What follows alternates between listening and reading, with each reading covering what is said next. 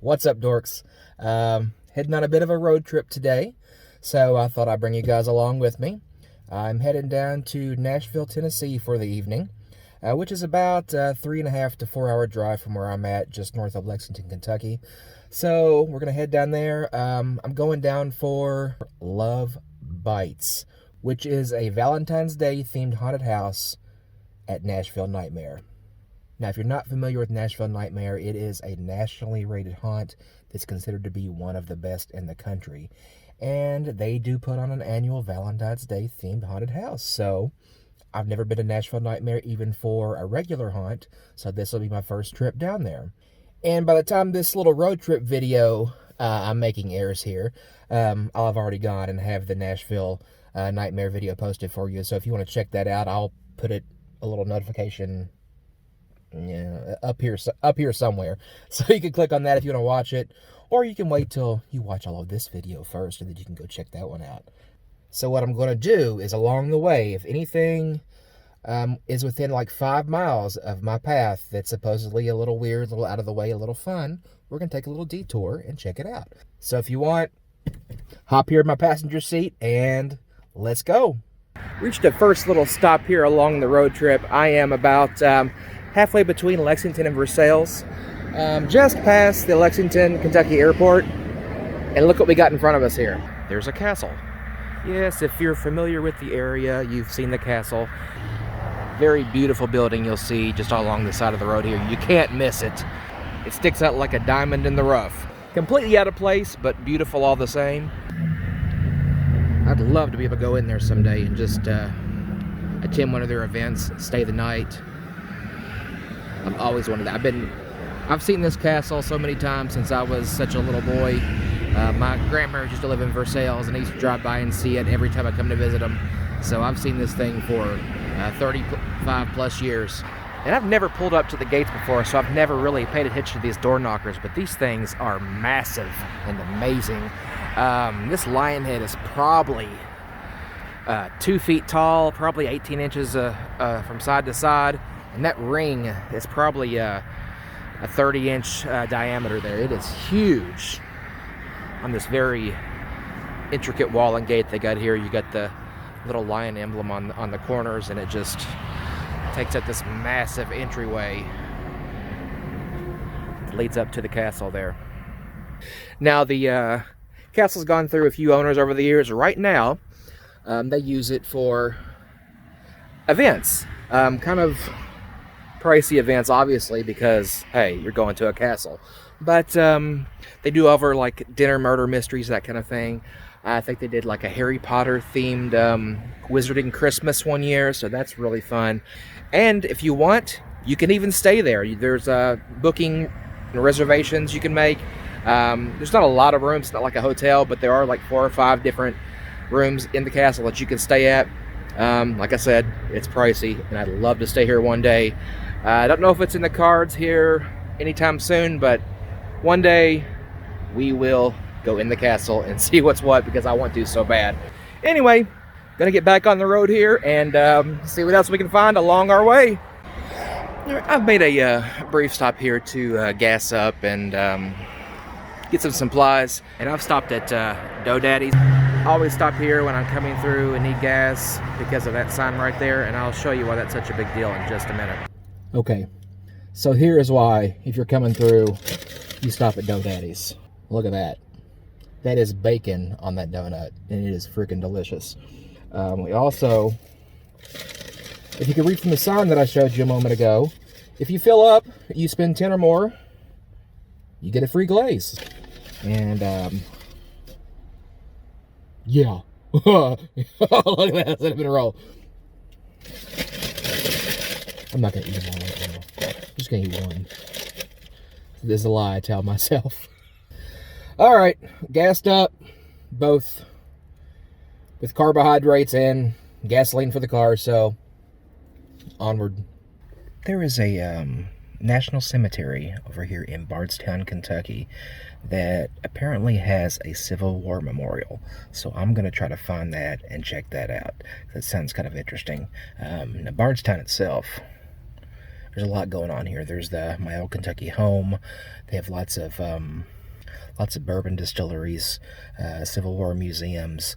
There are supposedly some of the more haunted locations in the country that are in Bardstown. So there's a lot to unwrap in this town in itself. So it's maybe, you know, Bardstown is a video or two of itself one day. But today, we're just going to try to find the Civil War Memorial, and then we're going to continue on our road trip here. So I'm going to head out of the car here and try to hunt that down real quick for you. I believe that I've located it here. I'm going to step around to the front of that because right now I've found the back. Alright, here we go. This thing is large, probably close to 30 feet tall. Let's see what it says here. Erected in the memory of the 67 brave men buried here, who lost their lives in the service of the Confederate government. Lord God of hosts, be with us, lest we forget. Barbaro tells not of their valor's worth, nameless they rest in this quiet earth. We care not whence they came, dear in their lifeless clay, whether unknown or known to fame, their cause and country still the same, they died and wore the gray. Oh. Okay, this is not a Civil War memorial, this is a Confederate memorial. That changes things quite a bit. If this is honoring the Confederacy, this really has no place anywhere, in my opinion. Yeah, I don't know what to say. I'm kind of ashamed this is here, to be honest with you. Yes, honor the dead. In most cases, these soldiers probably just thought they were protecting their homes. But, yeah, we do not need to honor the Confederacy in general. It looks like I'm not the only one that feels that way. It looks like someone splattered paint on the memorial. Yeah. I'm surprised this is standing, to be honest with you. That was interesting. I have no more words. Well, the barrier has come down on the train track for the road I'm traveling on, and approaching is the slowest train I have ever seen in my entire life. It's going like 1 mile an hour.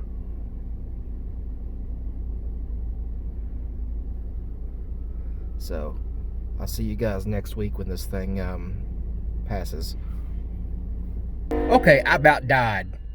We were sitting here, that train stopped, and the bars came up. So cars started to go. As we started to go, the train started moving again, and the bars started coming down when we were halfway across the tracks. So I had to back up to let this behemoth go by, or it was going to run us over. I have never in my life seen that happen. I don't know what's going on, but that was interesting. Anybody else enjoy looking at the tagging on the sides of trains? I like these. It's like an art parade. I don't know why everyone always uses like 90s style block lettering.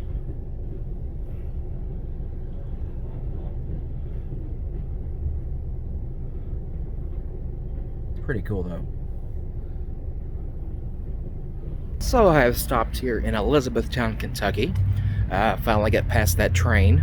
But here till there is a cannonball stuck in the wall somewhere over here in downtown Elizabethtown, so I'm here to find it.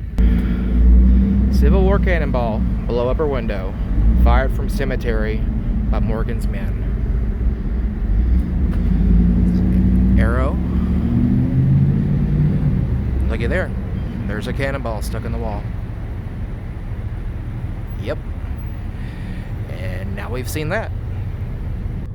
Noticed a lovely mural coming up here just as I was going to find the cannonball. So, take a look at that. Imagine a world without violence. Now make it happen. That's beautiful. And a very well done mural too. It's very pretty. Guys, have you seen these? These butts. If you're coming through, stop at these butts. Can't get over the name. I'm at my next stop here. I'm in Munfordville, Kentucky, and I've come across something that I've been meaning to stop at for years, and I never have. And to be honest with you, I was expecting something much smaller than this. This is quite an impressive feat we got here. It's called Kentucky Stonehenge, and it is what they say it is. These rocks are massive. I expected like a smaller version of this, but the scale is... Wow, these rocks are huge. So I have never visited the real Stonehenge. I have only been out of the country one time. But the pictures I've seen, this looks pretty on point. I don't think they have the pea gravel there to hold the rocks up, but wow. I mean, look at this here. I'm standing next to one of these rocks, and look how tall that is. My Lord. It is at least twice me. I am 5'10", and this thing is at least 12 feet tall. Get down here and get a little bit closer, stand in the middle of it and see if I get some otherworldly vibes.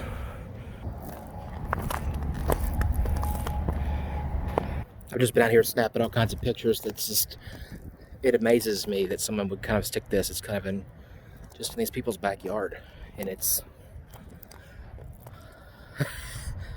sort of stopping to see. This is a sight to behold here. This took a lot of work, I'm telling you.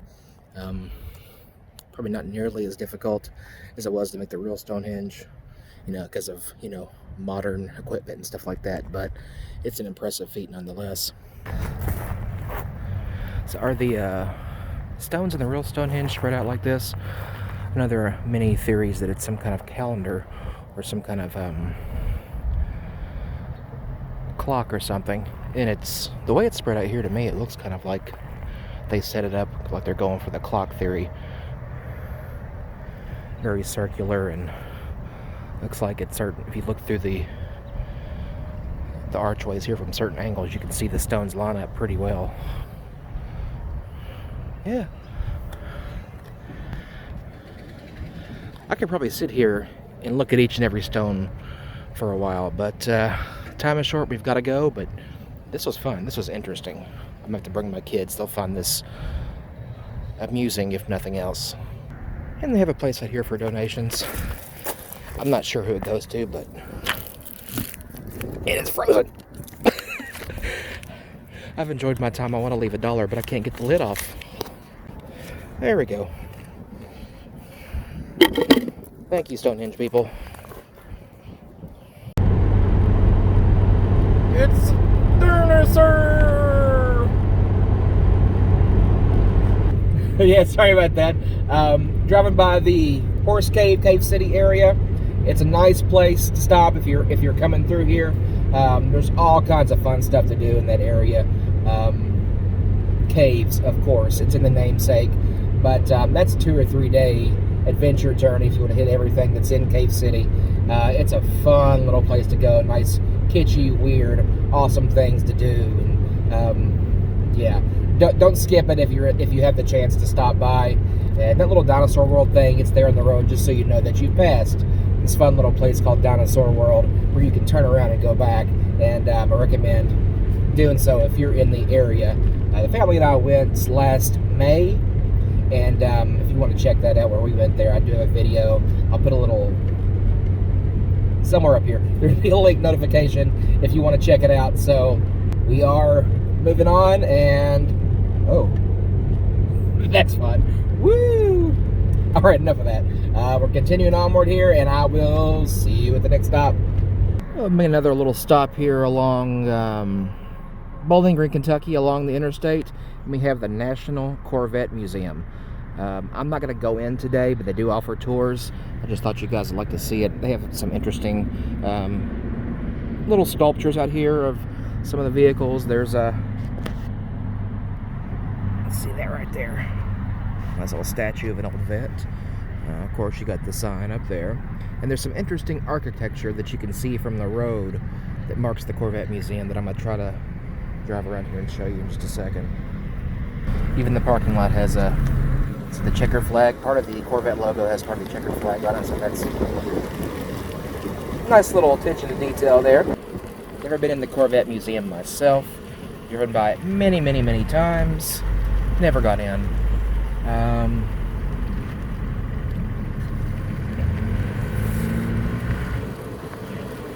And I don't know why. The Corvettes are made here in Bowling Green, Kentucky. So we are pretty proud of that, being that they are a, what's the word, iconic vehicle. And there we go. That's what I wanted to show you. You can see these things from the road. I don't know what it's supposed to be, but it's a very interesting piece of architecture to see as you're driving along the road. There's a second one on the other side. I believe there's two. I don't see one. There you have it, the National Corvette Museum. We are moving on. And look, we've come across the home of the elves. It's Rivendell. So, road trip's come to an end. We finally made it. Thanks for joining me. I'm about to go in here and get my scare on, so I'll see you guys later. Bye.